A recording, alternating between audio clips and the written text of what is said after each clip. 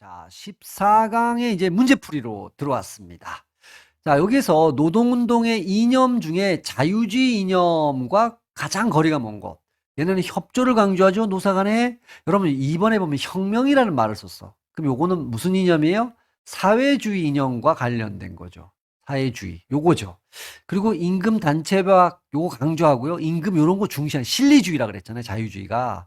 법 개정 요런 데 집중된다. 다원주의란 말 썼어요. 이거 다 맞는 말이죠. 그래서 1번에는 2번이 가장 거리가 멀다. 이렇게 볼 수 있고요. 2번 가보죠.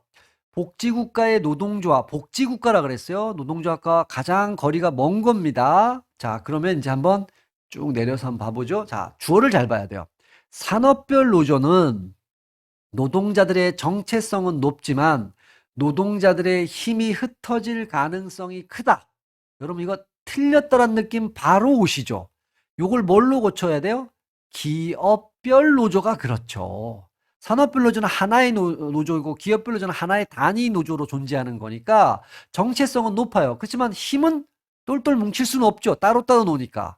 그래서 가장 거리가 먼 건 1번입니다.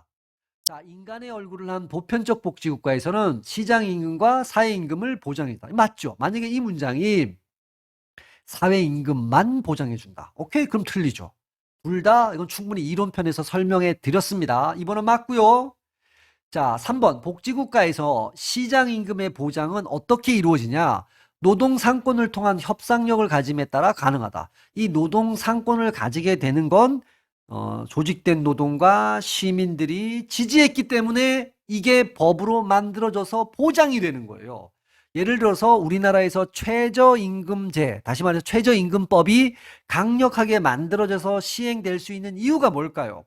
시민들이 목소리를 낸 거고 노동조합들이 목소리를 낸 거야. 둘이 힘을 합한 거야. 그 얘기는 온 국민들이 힘을 합해서 목소리를 냈기 때문에 그게 가능해지는 거죠. 그래서 이거 맞아요. 복지국가에서 사회임금 보장은 노조가 지지하는 정당이 소득 이전 정책을 관철함에 따라 가능하다. 빙고. 맞죠? 2번, 3번, 4번은 다 맞는 표현입니다. 이번에 1번이 틀렸어요. 자, 3번 문제 가보죠. 노동자의 목표 지향으로 잘못 짝져진 거. 자, 경제 실리 지향은 임금 인상이죠. 노동조건 개선 이런 거죠. 그죠? 실리니까. 산업민주주의는 의사결정에 참여하는 겁니다. 민주주의니까 경영 참가, 의사결정 참가. 오케이, 맞아요. 자, 그 다음에 사회적 연대라는 건 이거는 사회적 지위, 노동자의 지위 향상과 연결돼 있는 거예요. 3번이 틀렸네요. 정치적 계급 지향이라는 건 노동 계급이 단결해서 정치 세력화자. 이 3번에 있는 노동자의 정치 세력화하는 건 계급 지향과 관련되는 거예요. 요것도 연결되고 얘도 당연히 요거랑 연결되는 겁니다. 그 지향이 네 가지가 있었잖아요. 그러니까 그거를 한번 체크해 보고 싶었던 거예요. 그러니까 산업 지향, 이 경제 실리 지향에 주로 있던가 아니면 산업 지향까지 가는 게 자유주의 이념 정도가 되고요. 사회 연대까지, 연대까지 가는 게 이제 사회민주주의고 조금 거의 이 정치적 계급화까지 밀고 가는 게 사회민주주의라고 볼 수도 있어요. 거기서 혁명으로 넘어가면 사회주의인 거고. 어쨌든 뭐 거기까지는 우리가 크게 뭐 정리할 필요는 없지만 3번이 틀렸다. 4번입니다. 자, 요거 기억나실 거예요. 정규적 여기서 이제 틀린 거 고르는 겁니다. 자, 그럼 조금 내려놓고 기니까 한번 봐보죠. 자, 노동자 ABCD가 비정규직, 정규직, 대기업, 중소기업 전부 다 이렇게 단이란 말 없어요? 하나의 노조로 가는 걸 산별 노조. 맞잖아요. 근데 틀린 거 고르라니까 이건 맞는 표현이에요. 대기업에 근무하는 정규직 A는 산업별 노조에 대하여 관료주의적 성향이 크다고 여겨서 여러분 학문에서 항상 이런 말은 쓸 수가 없죠. 거의 반대하는 경향이 있다. 관료주의 때문에 반대한다. 자기의 불이익 때문에 뭐 반대할 수는 있겠지만 뭐 이거는 일단 틀린 거 고르라 그랬으니까 2번은 옳지 않고요. 중소기업에 근무하는 비정규직들이 가장 열악한 조건이죠. 얘네는 얘도 산별 노조에 가입하게 되면 엄청난 힘을 갖게 되죠. 동일 노동, 동일 임금 받을 수 있게 된다라는 거야. 기업별 노조에서는 이 일이 안 벌어져요. 연대 임금은 안 벌어. 연대를 안 했기 때문에 그런 거야. 모든 노동자들이 하나의 노조로 단결할 때 그러면 산별 노조죠. 그럴 때 힘을 얻게 돼요.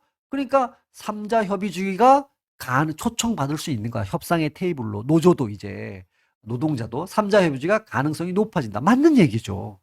그래서 4번은 가장 말도 안 되는 게 2번이다 라고 볼 수 있는 거죠. 자, 5번 문제로 넘어가겠습니다. 여전히 이제 이 그림입니다. 요번에는 옳은 거 고르는 겁니다. 자, 그러면 보기를 한번 봐보면 요건데, 자, 한번 가보죠. 기업별 노조라고 주어 핵심을, 기업별 노조에서는 비정규직 D는 동일노동 동일임금 받을 가능성이 매우 높다. 아니죠. 요거를 기업별을 뭘로 고치면 맞아요? 산업별로 고쳐야 돼. 여러분 이제 옳은 걸 골라야 돼요. 우리가 그러면 이건 틀렸고요. 모든 노동자들이 기업별 노조를 단결할 때 삼자 협의주의 아니죠. 기업별을 당연히 뭘로 고쳐야 돼요? 산업별로 고쳐야 돼. 이럴 때 삼자 협의주의가 될 확률이 높아진다. 틀렸고, 중소기업에 근무하는 비정규직 노동자 D, 가장 열악한 조건, 얘도 연대임금 제도를 통해 동일노동 동일임금을 받을 수 있다. 있죠? 맞잖아. 이 자체는 맞죠? 근데 어떤 경우에 받을 수 있어요? 정확하게 하면 산업별 노조일 때 그 가능성이 높아지죠. 그렇죠? 그러니까 여기서 봐보면 중소기업에 근무하는 비정규직 노동자 D는 노동자의 조직 형태와 무관하게 이것 때문에 틀렸어요. 근로빈곤층이다. 기업별 노조에 있을 때는 힘이 없으니까 근로빈곤층이 될 확률이 높아요. 그러나 산업별 노조가 되면 동일노동 동일임금을 받을 확률이 높기 때문에 목소리를 내서, 그래서 근로빈곤층에서 벗어날 수도 있게 되는 거죠. 왜냐하면 대기업의 정규직만큼도 내가 벌 수 있게 되기 때문에 그렇다라는 거예요. 그래서 5번은 받을 수 있다라고 얘기했으니까 연대임금 제도를 통해서, 연대임금 제도가 바로 뭘 의미하냐면 연대했다라는 거잖아요. 동일노동 동일임금 요겁니다. 그거는 언제 가능해져요? 산업별 노조일 때.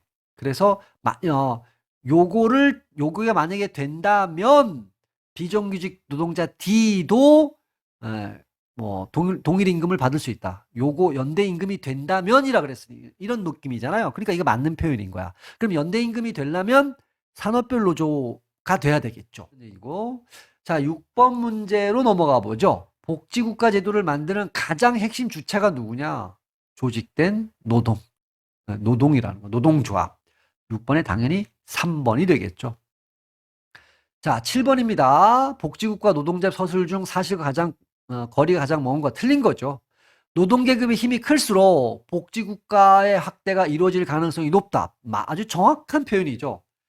자, 복지국가의 조직된 노동 또는 조직된 시민의 역할은 결정적이라고 그러죠. 그렇죠. 가장 핵심 세력이 노동조합이란 말이에요. 오케이. 이것도 맞는 표현이죠. 자, 복지국가의 정치 형태는 삼자 협의주의에 맞죠? 복지국가 된다라는 건 노조가 목소리를 낸다는 얘기예요.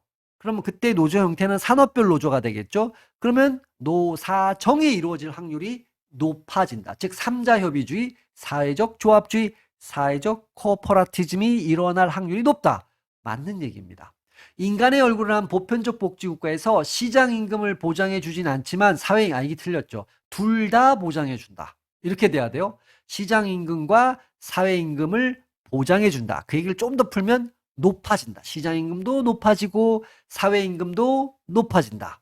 이건 제가 이제 다른 문제 또 이론 강의에서 충분히 해설해 드렸으니까 4번이 틀렸다. 그래서 가장 거리가 멀다. 자, 8번 마지막 문제인데요. 인간의 얼굴을 한 자본주의, 즉 보편적 복지국가와 가장 거리가 먼 것. 자, 고전적 자본주의를 수정하려는 노력의 결과물이죠. 당연히 거저된 게 아니에요. 인간의 얼굴을 한 자본주의에서 어떻게 해서 된 거예요? 소득 이전. 즉 이거는 뭐예요? 소득 재분배를 통해서 이루어진 거예요. 그러면 소득 이전 정책은 거저 만들어진 게 아니죠? 어떻게 했어요? 노동자와 시민들이 연대해서 진보정당을 국회로 집어넣고 그 진보정당이 소득 이전 정책을 만들어서 가능해졌던 거예요. 그러니까 소득 이전, 맞는 말입니다. 자본 독점에 따른 위기 상황에서 이건 말이 안 되잖아요. 일단은 8번에 무조건 답이 2번이 틀렸어요. 왜냐하면 자본이 자발적으로 양보한 결과로 복지국가가 됐대요. 말도 안 돼요. 엄청난 투쟁의 산물입니다. 2번 틀렸고요. 노동조합과 일반 시민의 전폭적 지지를 받는 정당, 진보정당이죠. 소득 이전 정책 나왔죠? 이걸 통해서 사회적 임금이 높아진 거죠. 맞는 말이고요. 노동조합이 주도하고 시민사회가 지지하고 노동 3권을 통해 협상력이 길러진 거예요. 우리 파업할 수도 있다? 이렇게 되는 거니까 그래서 시장임금, 즉 내 월급이 높아진다. 이런 얘기예요.